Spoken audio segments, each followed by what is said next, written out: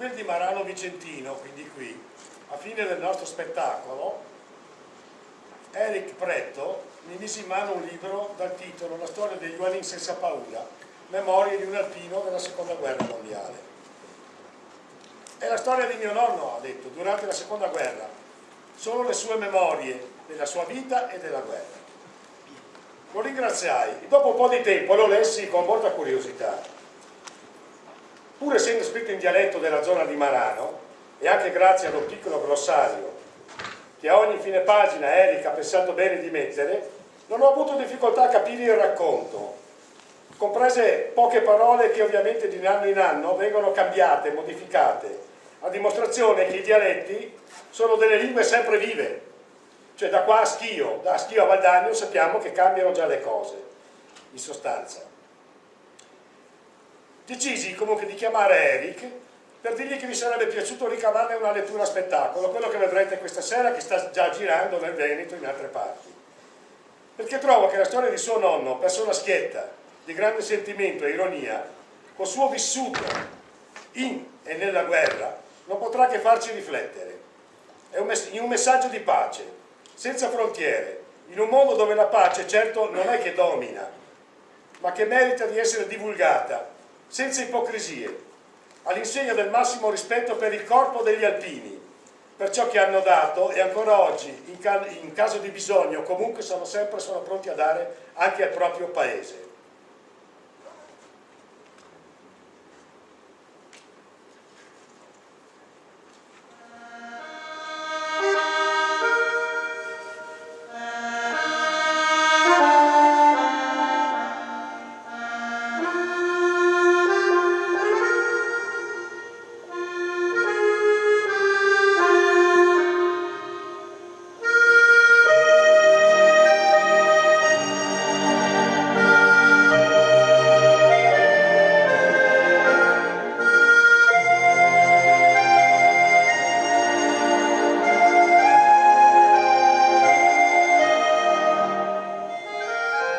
È il caos della storia.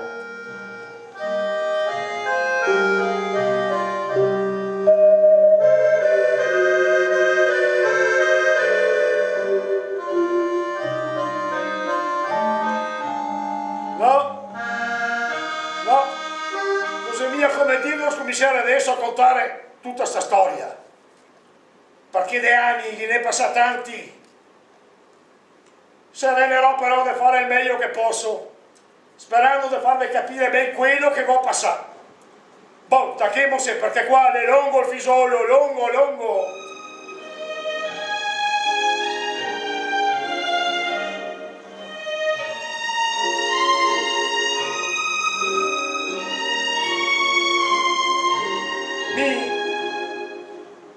Mi sono nato a Maran il 17 di dicembre del 1919. Mi pare, Michele Turcato, è già un contadino, come la più parte della gente allora. La sua famiglia era originaria del Recoaro. E ora sta ancora suo papà Tony, che sai sta mio nonno, a fare San Martino. Lui era anni che lavorava qua a Maran e faceva il casaro dentro su una delle latterie che era a quei tempi in paese. Là che aveva una stanzetta dove poteva dormire alla notte. E sì che tornava a casa a Recoaro di tanto in tanto, appena che aveva l'occasione, finché si era stufato di andare avanti in Drio. E allora un bel dì, e che ha pensato di portare su dai monti anche la mogliere e i fiori. E insomma, le veglio su con suo fagottello di skate e che ha comprato tutti i campi che era della famiglia dei Dellai. Ciò, a quei tempi la terra non la costava mica tanto come fa adesso, ma.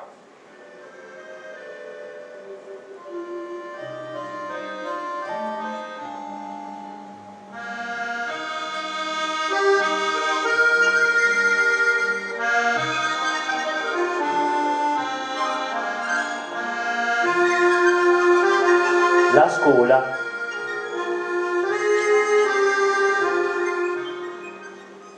Mi sono a scuola vicino che è quello che vende le biciclette, Bramo. Lì dall'altra parte della strada, proprio da Drio della Corte del Prete, andò che adesso ha fatto una piazzetta con un parcheggio, e sti anni che c'era una casa vecchia, malmessa. Mi sono da scuola fin alla quinta elementare e la più parte degli anni li ho fatti proprio dentro là. C'ho le scuole elementari che adesso e attacca a farle quando che mica aveva già finito. Mi ricordo che lì avevano il maestro Lebosi che mi insegnava. Per un certo periodo però abbiamo fatto scuola anche di fronte da noi che adesso che c'è l'asilo di San Lorenzo. Là avevano la maestra Pendolona. Non mi ricordo cosa che la aveva nome, ma noi altri la chiamavano così. Ma anche in Galetiera siamo stati, prima con la maestra Cervo e dopo con Don Luigi che ne si arriva al suo posto quando che la comprò una boaria. La scuola di Galetiera la era sopra il poso, dentro su un portone sulla sinistra della strada, dando dalla piazza de Maran verso Tiene. So che d'inverno era un freddo terribile e portavano una stella per uomo perché dentro la classe c'era una piccola fornella che impissavano per scaldarsi un fià la stanza. Mi andava sempre a scuola, sempre con le sgalmare, che gli erano dei scarponi di corame con la sola di legno. Per sotto le avevo da un tocco di bamba per non consumarle, ma aveva anche la fionda sempre scarsela. Non andava mai fuori di casa senza la mia arma segreta. Mi ricordo che una volta avevo attaccato a ruffare con mio compagno di classe perché me la aveva tratta fuori dalla finestra. So che la volta la maestra Cervo l'ha mega messo in castigo tutti noi dentro della classe finché gli altri nostri compagni erano da fuori a giocare.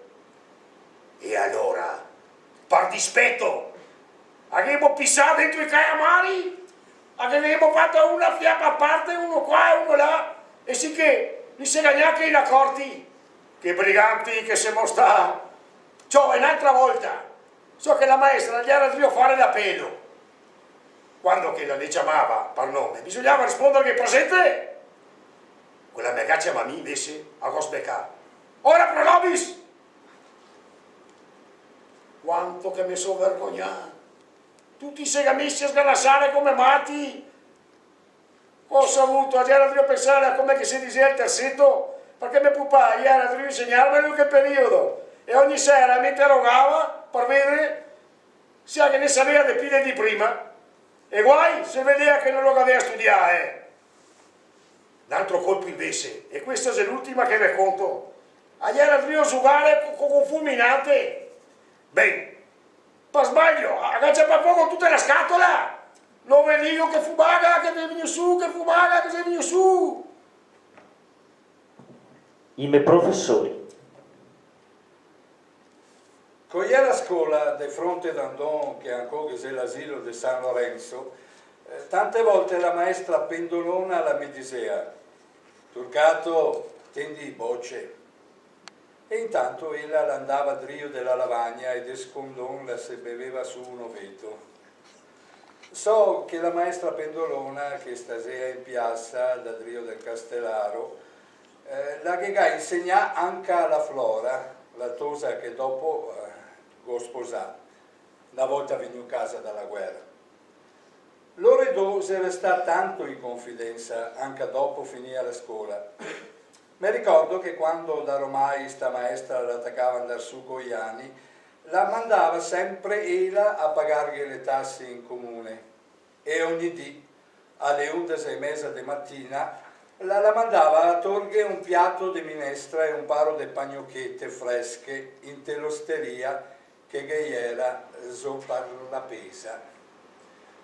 Portando a casa il pranzo, la Flora si mangiava sempre uno dei 2 tocchi di pan in cambio del servizio. Cioè, a quei tempi la faceva voglia una pagnocchetta fresca, non te che ne vedevi quasi mai. perché in te case gli faceva il pane solo una volta ogni 2 o 3 mesi. Anche il maestro Lebosi me lo ricordo bene. Un colpo so che le aveva portato a campo sportivo de Malo a fare ginnastica. E là siamo la meglio squadra fra tutte quelle dei paesi intorno è la meglio. Sicché tutto contento il negadito che le cavaria regalava un canocciale paromo. Essa stai più bravi, se sta però la nostra unica soddisfazione. Perché il canocciale devo ancora da vederlo, caro maestro. Me ricordo che per menarmela ne ha fatto montare su in te che sono un camion e mi dà la paura, me vuoi pisare le braghe? Ciao, mi non era mia mai montare su una macchina e per la strada ti sentivi tutto scorlamento? Adesso che penso, la prima macchina che ho visto è la Sestanna Balilla, una di quelle che mettei in moto girando una manovella. Che la volta a me e i miei amici siamo corresti tutti e 3 a stradone perché avevamo sentito sbeccare che era da sta macchina la balina di un rivale su da tiene. Oh, lo capitava a me tutti i giorni, allora deve vedere la macchina. Che la maledetta cartolina. Una mattina, come tante, mi serviva la cartolina per andare via a soldare. La era indirizzata a Turcato Natale. Ma il bello è che in prole nessuno mi conosceva con quel nome lì, perché tutti mi conoscevano sempre come Giovanni o Giovanni.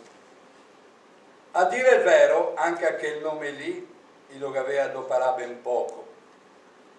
Ciò sti anni si aveva sempre al manco un solo nome. E il mio era El Moro Scorsatelo, sa che mia mamma gli era scorsato di cognome e mi era nato in la vecchia casa dei suoi. E come mai che mi chiamava Giovanni se dai documenti risultava Natale? Sto bago è successo perché quando che sono nato mia mamma la si andava in chiesa e la mi ha messo nome Giovanni. Mio papà invece le andava in comune e mi ha messo nome Natale senza dirghe niente a nessuno. Tutto perché per strada mi è venuto in mente che da giovane e che aveva un amico che era nato il 17 di dicembre come me. E sto tipo si chiamava proprio Natale. E sì che ha pensato di chiamarmi come lui. Ma torniamo adesso al giorno che ho ciappato la cartolina. A quei tempi là che c'era uno che veniva a casa nostra a aiutarmi a lavorare. E lo chiamava Tony Finanza perché da giovane già sta via in telefinanze.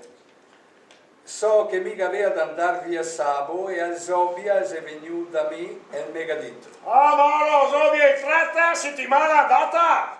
E difatti il Sabo si arriva in pressa. Già era il 9 di marzo del 1940.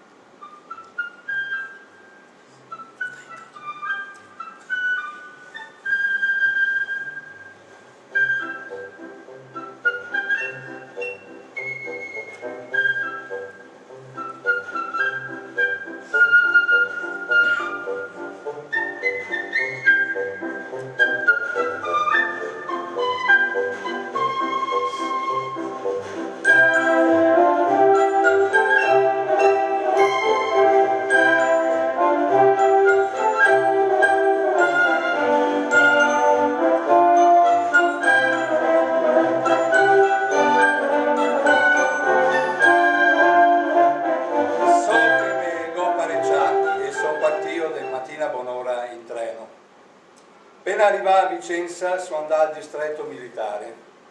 Maria Vergine, e gli era pieno.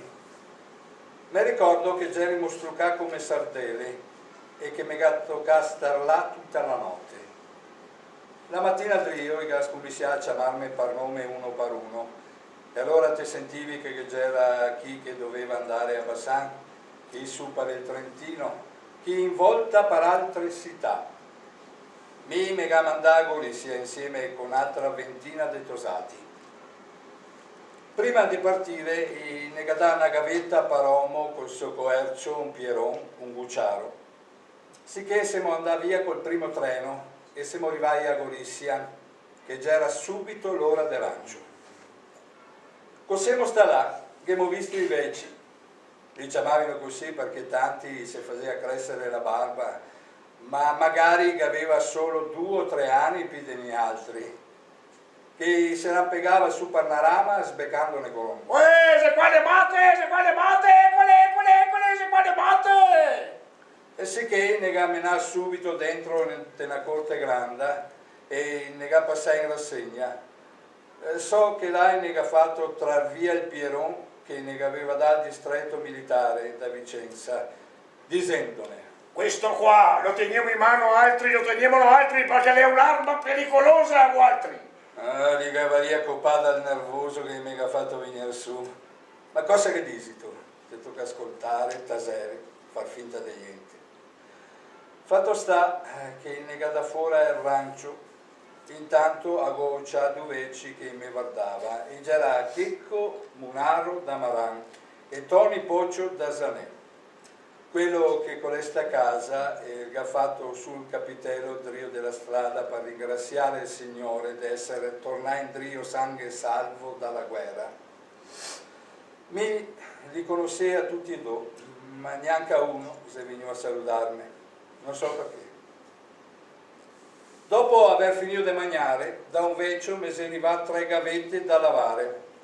Sarà che gli era già nervoso perché ne aveva appena fatto trar via il Pieron, ma come ho visto arrivare queste gavette assondà proprio su dal carro.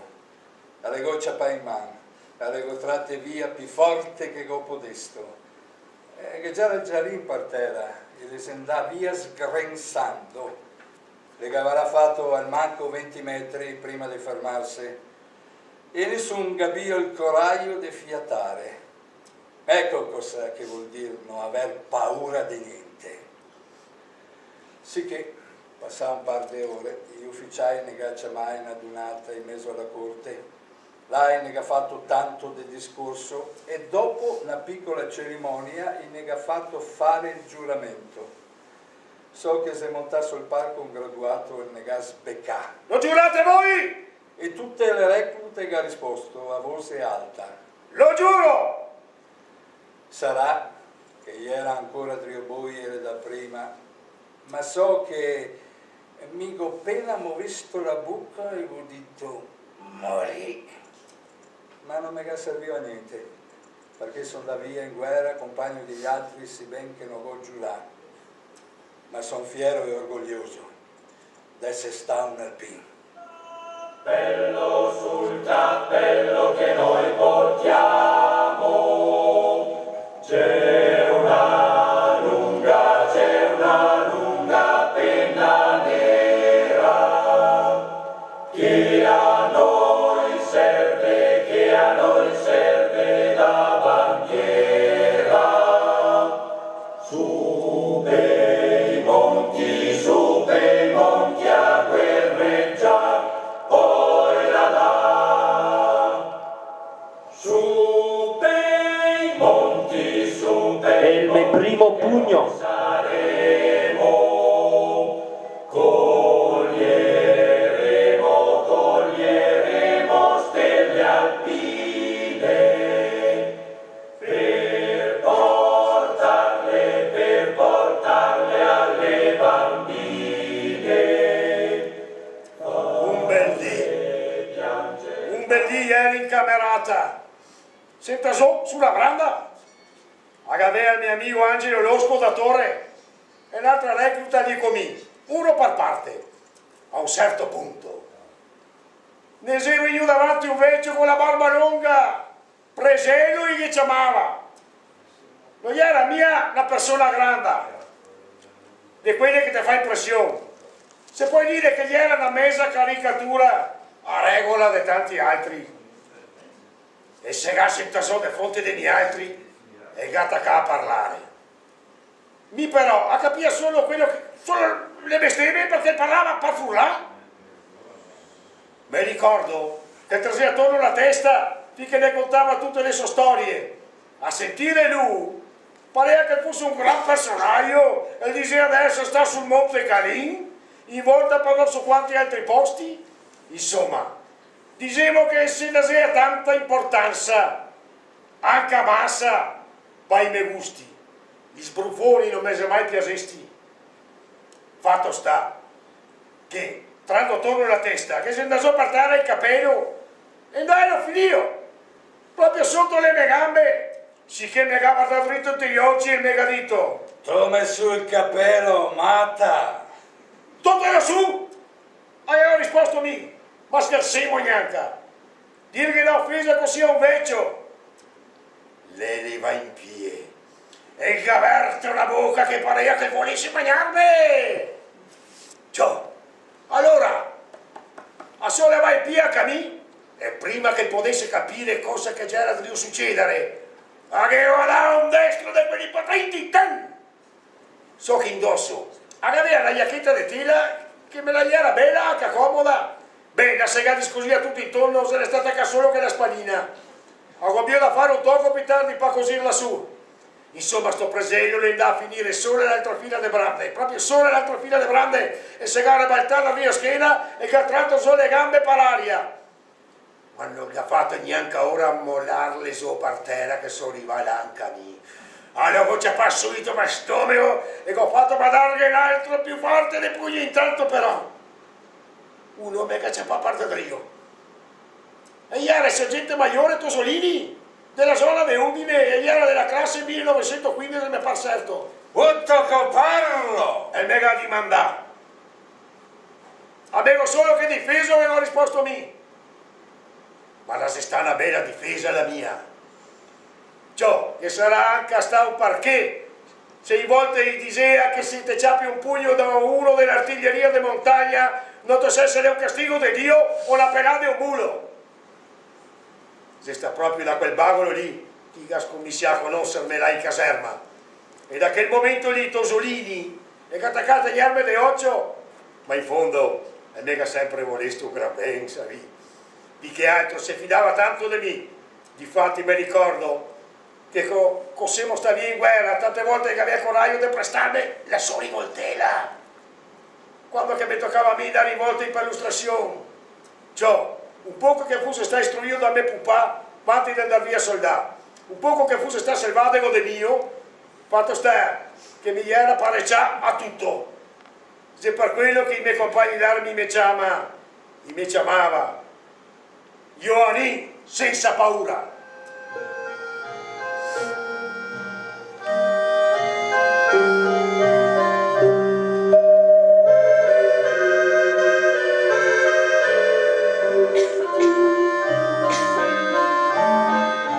È il periodo di licenza.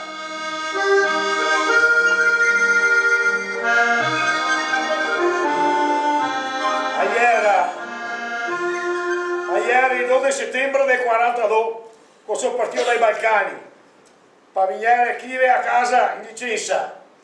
Ieri 2 anni e mezzo giusti che era via. Che la mattina mi e il Maure siamo partiti corso come due lievoli sopra il sentiero in mezzo ai boschi. Quando siamo arrivati in fondo, abbiamo cattato il camion che ne aspettava. Siamo montati su, gli legame a Cataro. Là siamo stati fermi 5 dì prima di imbarcarsi. Mi ricordo che la sera avevo mangiato non so quante sardelle e di notte avevo svegliato che aveva una sega rabbiosa. Sicché sono andato a bere alla fontana, che però non la pisava neanche. Dico che uno che mi ha detto che la salava di notte. E allora sono andato al porto e mi ho sguardato la bocca con l'acqua del mare. A Cataro, era pieno di gente che andava e che veniva. Un colpo in negato di mandare a me e a questo mio amico di andare a dargli una mano in cucina. Sicché mi ho detto al Maule: ascoltami mio Rino, se meglio che andiamo. Difatti, da là abbiamo portato via un bel tocco di formaggio grana. So che abbiamo sconto ben dentro sul zainetto. Ai 7 di settembre, alla mattina a buon'ora, seguiamo imbarcati. E alla fine siamo sbarcati al porto del fiume. Là in negato gli fermi un paio di settimane prima di mandarne a casa, per vedere se erano sani o malà. Appena che negamo là, Abbiamo già per il primo treno e siamo partiti. Siamo arrivati a Vicenza che era notte fonda, sarà stata a mezzanotte o un botto. Allora era più coincidenza per schio. Ieri un bel ciappetto dei alpini, sì che siamo da bere al bar della stazione e là uno è cadito. Ciao, che andiamo su a Monteberico. Sì che a siamo andati, tanto cos'altro che avevamo da fare. Là seguiamo sentato fuori sui scalini della chiesa. Siamo stati per tocco finché seguiamo in dormessà. La mattina Drio, era il 29 di settembre del 42. Mia e il Maule siamo andati in stazione dei treni che era appena spuntazione. Abbiamo già il primo treno che andava su a schio. E cos'è sta su verso Tiene e mi ha detto: Ciao, ma non ti dismontare mia Marano? Vieni con me a schio che andiamo a bere un gotto alla grotta. Dai avanti, non sta a farti pregare. E allora siamo desmontati a schio. So che gli era pieno di gente lì di fronte alla stazione dei treni. Fatto sta che siamo andati dentro a sta osteria, al di là della strada, e sui Rio degli altri c'è lì dentro due della me contraa. Gli era Tony Pasin e suo papà. Tony gli era un bocciassa e aveva bio 16 anni. Gli era lì vicino che faceva i murari e mi aveva da mentre andare dentro, sì che gli era venuto a salutarmi. Dentro là, che gli era tre vecchiotti, che suonava l'armonio e un paro di ferrovieri. Gli altri seguiamo guardare su, in tel muso, e abbiamo tirato fuori il formaio grana da zainetto. Ben, abbiamo cominciato a pagare che la beva le caici di vermouth a tutti quelli che venivano dentro. Abbiamo mangiato e bevuto, finché seguiamo imbriacati. Cosa sta verso mezzodì? E il Maule il ha tratto su dei pesi sulla corriera che andava verso Vali e il suo paese. Mi visse, mi andava a casa Tony Pasin sul ferro della sua bicicletta. Ieri imbriaco in sacca. So che non che vedeva neanche quattro dei fuori dagli occhi. A me parea che fosse una nebbia fissa di quelle che ti può dare stagliare col coltello. Insomma, Dio che volesto che sono arrivato a casa. Senza presa de partire. Senza pressa de partire. 2 o 3 giorni dopo che Gerimo veniva a casa, mi è capitato il Maule, che a volte ha negato. Sento che sei venuto a casa, mi pupada a Francia, mi non lo aveva mai visto prima di adesso, e sempre sta via a lavorare, sei venuto a pupada da Francia. Allora siamo andati subito dai carabinieri, che ha scritto so al nostro comando. In risposta a questi, gli ha mandato su 12 giorni di licenza straordinaria, oltre a quella che Gerimo osato a fare. Ben, ho detto me, non sta a avere in mente, Rino, a te aspetto volentieri, non mi appressa ad andare su, mi. E così ho fatto, sicché sono sta a casa anche a me, 12 giorni del mese di licenza che mi aveva dato. Siamo partiti per tornare in guerra ai 10 di novembre del 1942. Quando sono da fuori dalla porta di casa, a me ho tolto su un bosson di vin crinto e un bel tocco di pan biscotto. E ho c'è il treno in stazione a Maran e su a cattare il Maule, che gli era montato a schio. Quando che siamo arrivati a Vicenza, sa che avevano da aspettare la coincidenza, siamo da dentro al bar della stazione. Là abbiamo ordinato a bevere e finito quello che ne aveva portato, go tira fuori anche il mio bosson. A un certo punto ho pensato di mandare a casa una cartolina e allora l'avevo comprata e da Drio che ho scritto arrivederci e presto, senza neanche firmare. Dopo, per finire il bosson, ho buiato fuori un poco di vino sopra la tola e cosa ho fatto? Ho ciappato il bicchiere lo verso, lo ho pucciato in il vino e ho fatto anche il timbro e la cartolina. Fatto sta che la sera arrivava a casa io stesso, gli era matto come un cavallo. Sicché abbiamo ciappato il treno. E so che abbiamo fatto presto arrivare, no come quando che siamo venuti a casa in Vicenza. Allora ne pareva di non arrivare mai.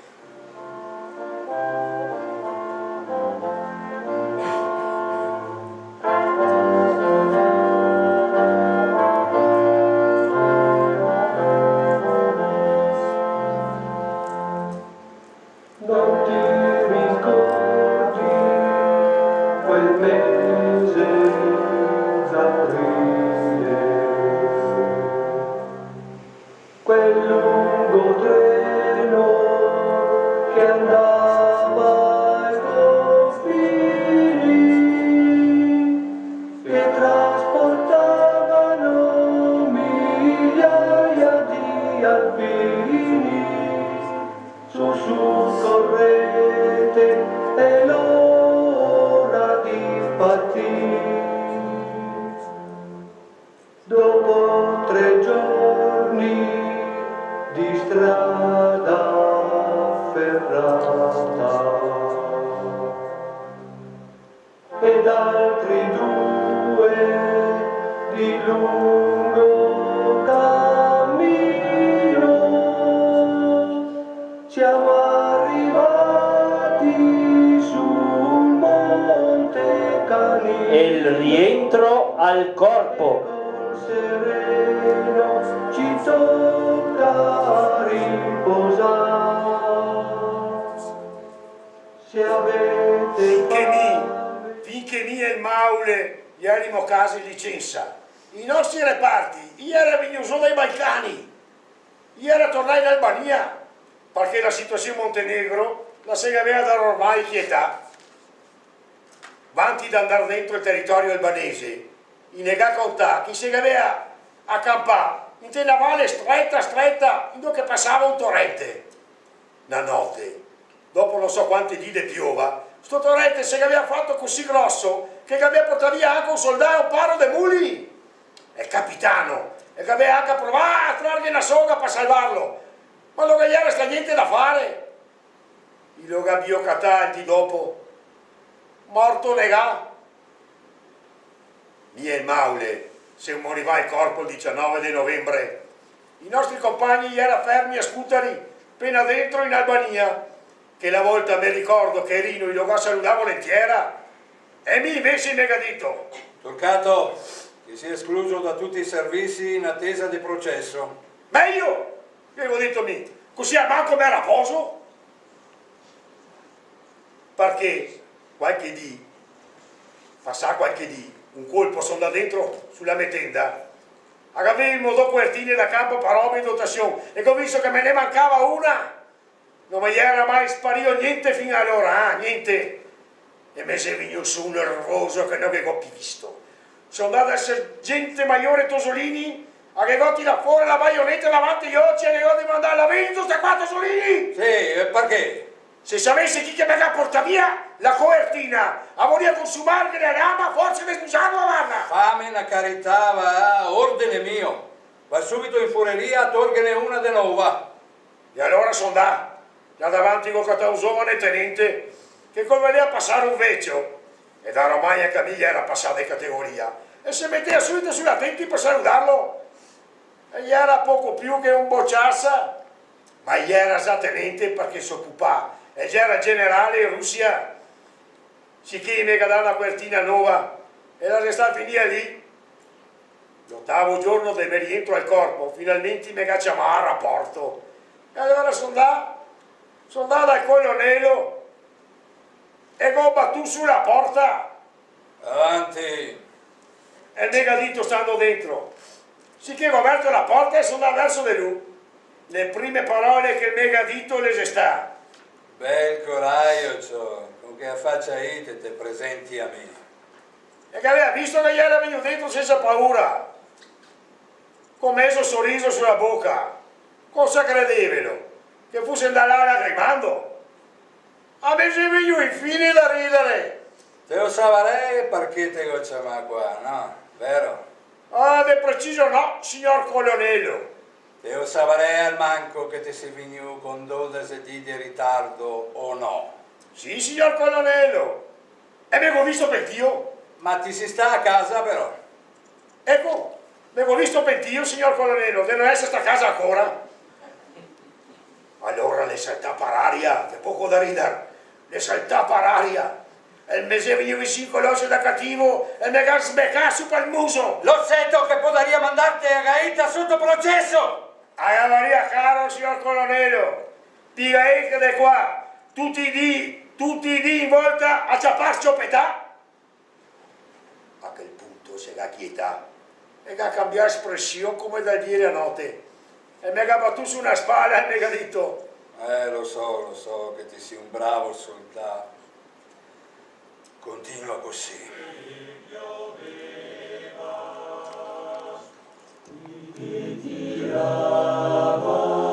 Un forte vento, immaginatevi che grande tormento per un alpino che sta a vegliar. Immaginatevi che grande tormento per un alpino che sta a vegliar. L'8 settembre del 43. Arriva il cambio. Mi ricordo come se fosse adesso, così veniva l'8 settembre 1943. Gerimo a Cianina, sul nostro accampamento. E a sera lì mi era di guardia al peso. La mia batteria di artiglieria alpina la che aveva in dotazione sia pesi, 4 canoncini, 2 mitraglie pesanti. E mi geladrio a tendere il canonsino. Poco dopo le 7 si è passato 2 alpini lì davanti di me e mi ha detto: ciao, siamo stati a ascoltare la radio il giornale e che ha detto che c'è stato l'armistizio. Somiglia che sia finita la guerra, al manco per noi altri. Radio giornale? Me non lo aveva mai sentito menzionare, non so neanche dove che fosse andato a ascoltarlo, magari dentro sulla tenda degli ufficiali perché non savaria dove altro se no. Fatto sta che 10 minuti dopo si arriva fuori agli ufficiali, che avevano una faccia bianca come la morte. Subito il negadito di puntare l'artiglieria verso l'accampamento tedesco. Bisognava apparecciarsi a tutto in attesa di ordini, perché neanche lui sapeva di preciso cosa fare. Lui che aveva già nessuna disposizione né dall'Italia né dal comando italiano di Atene. Pena che se stanotte, di sicuro la pilonga di tutta la guerra, vista la situazione, i greci gli attaccavano a andarne dire che se ne altri che avessimo attaccato i tedeschi da davanti, lui li avaria attaccare alle spalle, e era proprio convinti. Ma come sai che se faceva mettersi a sparare contro i tedeschi? Cosa sarebbe successo dopo? Anche perché pochi minuti dopo i tedeschi ne mandavano a dire che se ne altri li avessimo attaccato, lui avaria a sparare neanche un colpo. E si avaria a rifiutare, anche se avesse bio l'ordine di farlo. Magari queste leggere parole venivano fuori proprio dal generale di comando della prima divisione di montagna tedesca, che era tanto amico del nostro colonnello, perché aveva fatto le scuole insieme in Germania. Ciò, sto colonnello era un gran personaggio. Egli era sta console del Monaco di Baviera e diceva che parlava 7 lingue. La cattura. E il Didrio, alla mattina buon'ora, ne si arriva l'ordine di parecciarsi per andare in Italia, con tanto di carta firmata al generale tedesco. E sì che in mancanza di ordini superiori e con la speranza di tornare a casa il prima possibile, abbiamo versato le armi sul piazzale e seguiamo a parecciare per la partenza, che abbiamo potuto tenersi solo che un scioppo per ogni squadra. Agli ufficiali invece gli hanno lasciato tenere la rivoltella. Ben o male abbiamo fatto quello che avevano visto i tedeschi, perché si fidavamo ancora di loro. Ciò, avevamo combattuto insieme fin da di prima, cos'altro potevamo fare? L'ordine di partire ne si arriva il 13 di settembre. Allora che abbiamo tolto su le nostre poche robe e seguiamo incamminati. Seguiamo a portare i muli e anche un bel fiato di vacche. Di quelli che abbiamo sequestrati in volta per le campagne su uno degli ultimi rastrellamenti. Abbiamo formato una colonna lunga, drivo la strada, saremo sta 8 crose, 2000 soldati, 2000. Mi ricordo che tanti civili greci gli piaceva guardandoli andare via, perché aveva paura di stare là soli con i tedeschi.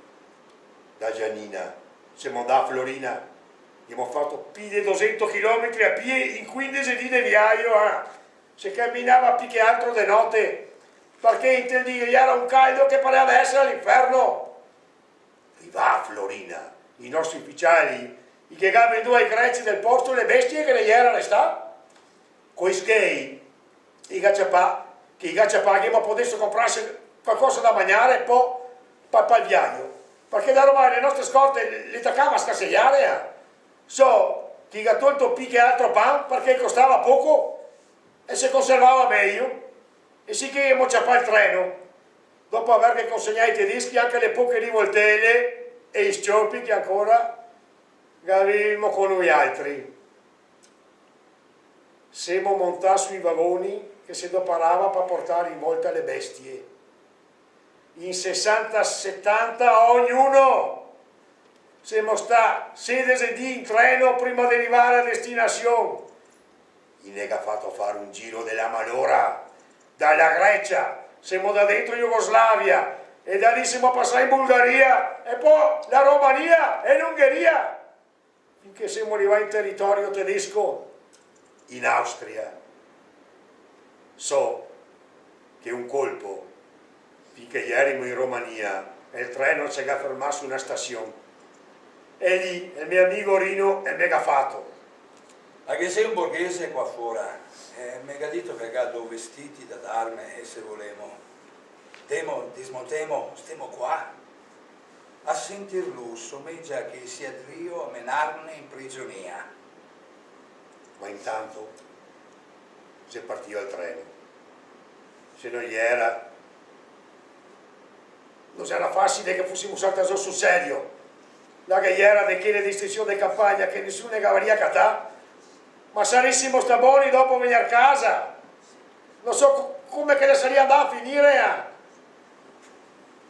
Gio, possiamo stare a Innsbruck, in Austria. E il treno, invece che girare in su verso l'Italia, e che girare su per la Germania. Resta allora che i nostri ufficiali, che da ormai gli aveva mangiato sai la foglia, gli ha capito il tranello che ne aveva fatto i tedeschi. Altro che portarne a casa in Italia, gli abbiamo capito da essere prigionieri.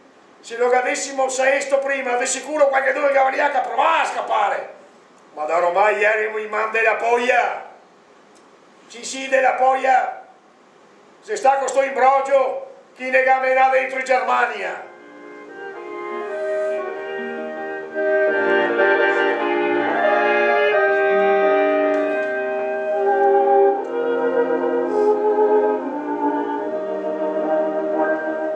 Outside the barrack, by the corner light, I always stand and wait for you at night. We will create a world for two. I'll wait for you the whole night through. For you, Lily Marley. For you, Lily Marley. Bugler tonight, don't play the call to arms. I want another evening with her charms. Then we will say goodbye and part. I'll always keep you in my heart. With me, Lily Marley. With me, Lily Marley. Give me a rose to show how much you care. I russi a Berlino. A lock of golden hair.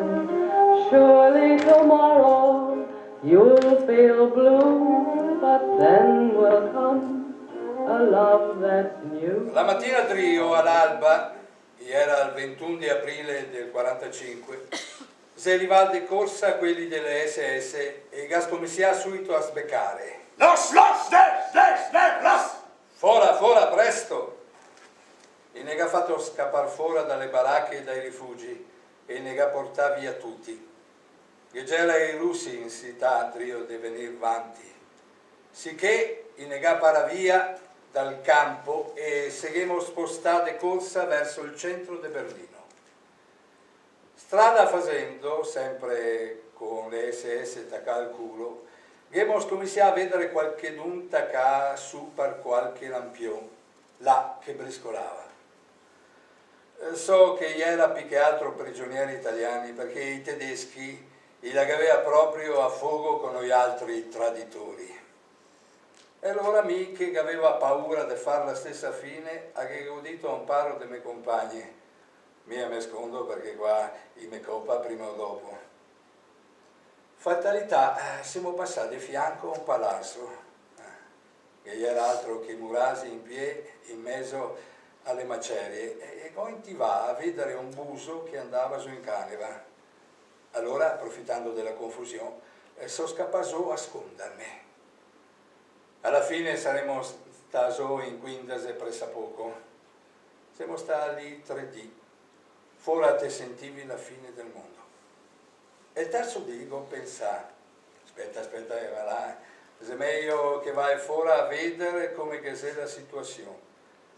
Sì che sono da fuori insieme ai quattro do. Beh, che siamo andati in bocca proprio alle SS. Le era 5 uscite che aveva il mitra spianato. Perché vi si sconti lì? Per andare sotto i russi a sparare contro degli altri, vero? No, che godito me.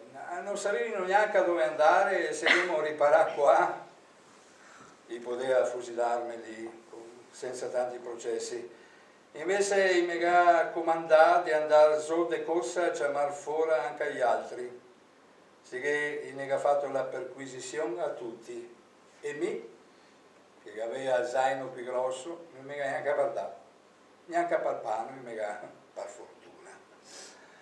C'ho dentro che aveva sconto la carne che aveva portato fuori dalla macelleria.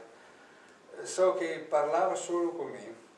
Forse perché da romani mi arrangiava abbastanza bene a parlare tedesco, o magari anche perché mi vedeva quieto, senza timori. Invece che c'era quelli col muso e quelli che tremava dalla paura, tanto da somigliare delle spie. Per forza che parlava con me, che aveva fiducia proprio di me. Da lì negamela via Luri, sempre di corsa. So che abbiamo attraversato un boschetto e intanto si sentiva tutta una sparatoria. A un certo punto, in mezzo al boschetto, sulla sinistra, abbiamo toccato a sentire tutto un sbeccamento. Pareva che fosse lì a fare l'arma bianca. E già i tedeschi che combatteva contro i russi. Da ormai già era arrivato a ciappare il centro di Berlino. So che si sparava da una finestra all'altra con tutte le armi che aveva a disposizione. Finché correvano, senza solo una scarica di Katyusha 30 metri più avanti di noi altri. La sbecca su non so quante piante e gli altri dopo siamo passati proprio per di lì. Passando a che goppetta dentro nella bacchetta e mi sendasò il capello dell'Alpino. E ne aveva lasciato tenerlo là in prigionia. Ma chi sei che si aveva fermato lo su? Neanche un matto. E allora lo lasciò là per terra. Possiamo stare 50 metri più in là, sendasò un'altra scarica entro lo stesso punto. Ma gli altri siamo andati avanti senza mai voltarsi, finché siamo andati fuori dalla boscaglia. Sicché siamo andati a scondere dentro sulle prime case che abbiamo cattato.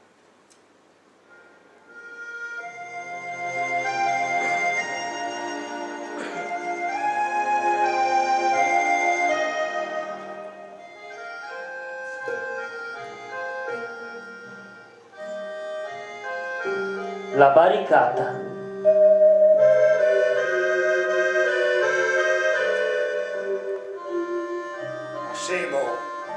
Semo sta gli sconti qualche lì, con le SS che aveva bisogno di fare qualche lavoretto, le veniva a chiamarne. Un dì, so che le sei venuto torno e le ha mandato a fare una bancata in mezzo alla strada. Ciò, la zona dove ieri moniati, gli era abbastanza quieta ancora, ma che ieri i carri armati russi di venire avanti in pressa. Semo sta là, mi avevo buttato l'occhio e ho visto che ieri era una bella pria in tel fosso, drio la strada. La che aveva come due corni dalle parti, sicché la parea fatta apposta per lasciarla. Allora sono andato là, ma ho fatto fatica a tirarla su perché la pesava un zocco di piglia un quintale di sicuro, ma sono stato di portarla stesso, sicché l'ho incontrata so in mezzo alla strada. So che uno di quelli delle SS era lì che ne tendeva a me e che aveva da mente a tutto quello che gli era successo. Ciò è che avrà a pensare. Ma che forza galo sto Mochi. Se che mette tutto questo impegno, di sicuro è uno dei nostri. Fatto sta, che le venuto lì di fianco e mi ha guardato con due occhi sbarà. Sicché mi ha dato una sigaretta e me la impia e se la impia una anche per lui. A quel punto mi ha detto che gli erano 50.000 soldati tedeschi pronti a via avanti dal fronte americano per far fuori i russi da Berlino. Invece di lì a 4 dì se sta tutto finito, poveretto, e mi ha fatto anche peccare guardarlo perché aveva una faccia straca di sfigurare, si vedeva che era un uomo finito dalla fatica e dalla paura di vedersi da ormai in bocca al nemico, e si è messo a parlare con me come che fosse stato un suo compagno d'armi o uno di famiglia, non un prigioniero. Poi chissà che fine che ha fatto dopo. Torsù patate senza fatica. In ultima, verso la metà del settembre del 45, Aiello restò senza braghe da ormai, a forza di tacconarle su. Ciò ogni volta che si rompeva mi metteva una bella pezza di corame sopra sbrego e che faceva la cucidura parfora con aguccia o con qualche tocco di fil di ferro. La faceva come che poteva, ma intanto mi arrangiava su. Però che aveva ancora la mantellina che ne aveva da Gorissia prima di partire per la guerra. Sicché ho attaccato mandare in volta se che era qualche d'un buon da far lavori di salto. Voleva farmi fare un par di braghe nuove, doparando proprio la stoffa di sta mantellina. Finché un toso che c'era lì è il megadito. Cioè, ne conosco uno a casa in Italia, fa proprio il salto da professione. Allora il megamenà da questo, mi pare che fosse da Vicenza,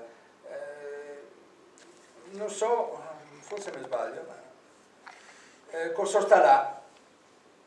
E mi ha tolto le misure, sicché il megadito. Sì, te le faccio 1000 braghe senza problemi, basta che te mi dai la mantellina, con quella te faccio tutto, dai. So, e per il pagamento, domandami.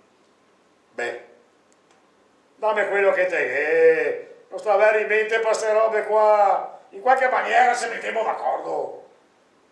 E allora ti porto un sacco di patate, che ho risposto a me, perché non cavaria sapesto cos'altro dirghe. Proprio in quel momento si salta fuori a 4 tusi e era lì vicino, che aveva ascoltato tutti i nostri discorsi e il megadito. Ciao, diglielo quando che te le patate che veniamo con altri così. Avrissimo caro di cantarsi un qualcosa da baiare. Va bene, siamo d'accordo così, che ho risposto. Dopo qualche dì si capita il momento di andare. So che ho pensato, ancora bisogna che vai per forza a togliere le patate, perché da ormai le braghe me le ha fatte. Era giorni che guardava sempre il tempo, aspettava che fosse notte scura, senza luna. E allora, appena che si sta possibile, sono andato ai Tusi che ho detto: ciao Tusi, vadè che mi stanotte vo, Fare la carità, che Dio te benedissa. Dite che da essere di professione anche a casa, abbiamo pensato di stare qua quieti, non abbiamo mia voglia di rischiare la pelle e di morire. Sicché sono da via da solo, col messaco in spada, a sapere dove aveva da andare, perché aveva fatto il giro di prima finché già era in volta a Oselli. Mi ricordo che mi gatta ca anche passare un fosso con l'acqua che mi arrivava a mezza panza, ma non mi si è mai andata dritta come che a notte. Difatti, appena arrivato sul posto, uno dei tanti campi di patatare che c'era là, avevo sentito un fiale movimento. Allora sono davanti pian pianello, non vedeva niente perché era proprio scuro orbo. Ciò sono sta a 5-6 metri da dove veniva il rumore, avevo fischiato piano e ho sentito subito silenzio. Allora ho fischiato una volta un fiappi forte. Beh, avevo sentito la gente scappar via come se fosse un branco di caprioli. A me go infiare a ridere e sono da là. Per terra che c'era tutti i fagotelli pieni di patate. E li ho svuotato dentro sul mio sacco e so che non riesce neanche a stare tutte. Mi ha toccato lasciar là per terra un fagotello mezzo pieno, zapparecciato. Sicché ho legato la bocca del sacco e sono tornato a casa contento. E la mattina drio che ho portato al sarto in cambio delle braghe. Un paio di giorni dopo sono passato a piedi per di là e ho visto il padrone del campo, un borghese tedesco che c'era drio cavar su le patate, o meglio, quelli che c'era restato per terra. Sicché avevo pensato di andare a fare docciacole. Appena che sono arrivato là, avevo detto, ciao, ti dà una mano su le patate, E caro sta proprio bene. Guarda quante marce che ne manca. In quanti giorni? Tasi va là e pensare che Goaca te duco scioppo, me l'ha fatta proprio sotto il naso. Se solo che avesse saputo cosa che gli era successo, ma non il poteva mia immaginarsi e mi gobio un muso da tola, mi.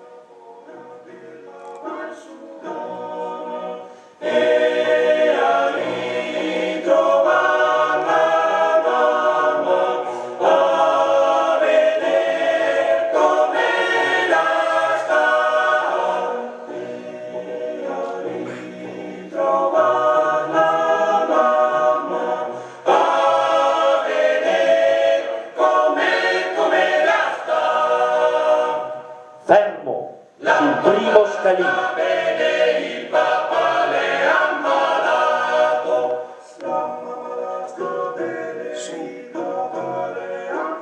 Su per la stradetta di casa mia, avevo cattato mio fratello Beppi, che gli era anche a Tony Finanza insieme con lui. So che gli era drio a caricare su dell'uame, su un carretto, col forcon. Quanto contento che le state a vedermi. E insomma lì hanno attaccato a ciacolare con lui, ma tutto un colpo Beppi e gli ha di mandare a sto Tony Finanza. Ma chi sei sto uomo qua? Chi lo conosci tu? Si vede che non mi aveva neanche conosciuto, cioè, ieri un boccetto ancora, lui, e mi mancava la casa da 3 anni, sicché Tony Finanza che ha tratto via il porcone e gli ha sbeccato. Ma non vedi tu mia che ha detto Frodeo, il Moro? Mi ricordo che mi avevo fermato lì in scianta perché aveva paura di andare a casa. Era la roba che aveva desiderato e per tutto il tempo della prigionia, adesso che era lì non aveva neanche il coraggio di mettermi in piedi dentro la porta di casa. Ma so che sono stato a fare un tocco sul primo scalino, neanche a modo di muovermi. Ma dopo avevo deciso, perché aveva massa voglia di vedere la mia famiglia. Beh, qui mi ha visto venire dentro mia mamma, la si è messa a piangere, e poi invece è da subito in cane, va attorno a una fiasca di bimbon, e dopo cacciava a casa nostra tutti quelli della contrada, per farmi festa, farmi la festa!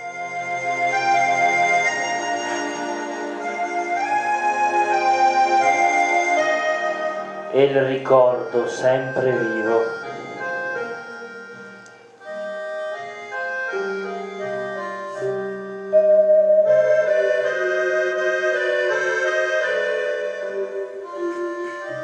Anni dopo il capitano Giacomelli Enega invita tutti a casa sua della Sovilla de Pradamano, un paesetto vicino de Udine. Ciò lui era il conte de Pradamano e sicché siamo da là. A me ricordo che in quel parco di fronte a sta villa che c'era delle piante alte con le bore grosse, non so quanto vecchie che fosse stato. Là abbiamo mangiato e bevuto tutto offerto da lui. E che aveva chiamato perfino la banda del paese per suonare per noi altri.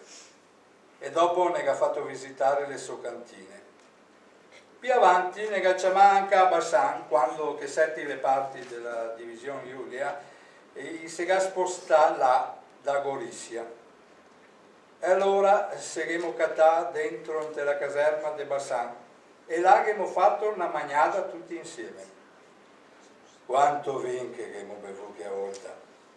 De fianco di me so che si aveva sentato il sergente maggiore Tosolini, che dopo la guerra già era andato a fare il vigile al suo paese. Beh, quanto bello che si sta a ritrovarsi tutti e pensare davanti a un piatto di pasta asciutta ben condia, tutta la fame che abbiamo patito in volta per il mondo. Ma per fortuna se solo ricordi. Ecco, questa è la mia storia. Per contarvela che ho messo molto di tempo, ma spero al manco che per voi altri sia sta bello ascoltarne. Quando c'era giovane, so che mi restava a bocca aperta finché ascoltava le storie che mi contava i vecchi. Da ormai sono io vecchio anche a me, ma il mondo non è più quello della volta. Adesso tutti corre, tutti spessica, non c'è neanche più tempo per niente. Ma savio cosa che vi dico me. La sai che spessica, la sai che corra. Intanto noi altri abbiamo cioccolate gusto, come che se faceva stiani. E credimi che non c'è maniera più bella di passare il tempo che il Signore ne ha regalato.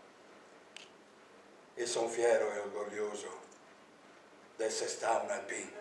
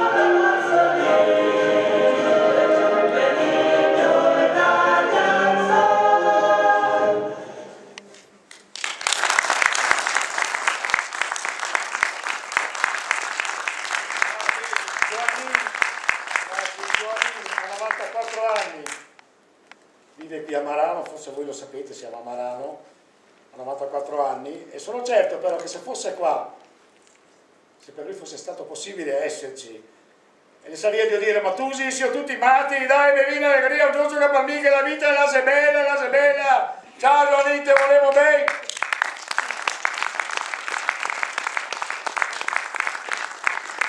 Allora è ovvio che questa è una parte del libro, abbiamo fatto una selezione insieme all'autore, Eric, Quindi io in questo momento, cioè, è una cosa che prende molto anche, l'ho voluto fare proprio perché mi prendeva quando l'ho letto. Per cui, non so se Eric vuole venire qui, eccetera, c'è una cosa che voglio dire, il libro è in vendita qui a 10 euro, quindi scontato, tra l'altro, essendo a Marano. Io voglio ringraziare Baggio, Gianpietro, ecco, che è stato qui con noi tutto il pomeriggio per preparare tutto, Alessandro, Irma e Claudio Manuzzato, il comune ovviamente, perché grazie alla quale siamo arrivati qui. Sono in pochi, buongiorno signora. Grazie mille alla compagnia Vicenza Ensemble Teatro, perché le loro rappresentazioni sono davvero fantastiche. Per me che ho scritto il libro, che quindi lo conosco, veramente è sempre emozionante assistere a una di queste rappresentazioni. Grazie ancora, io direi che meritano un altro applauso. È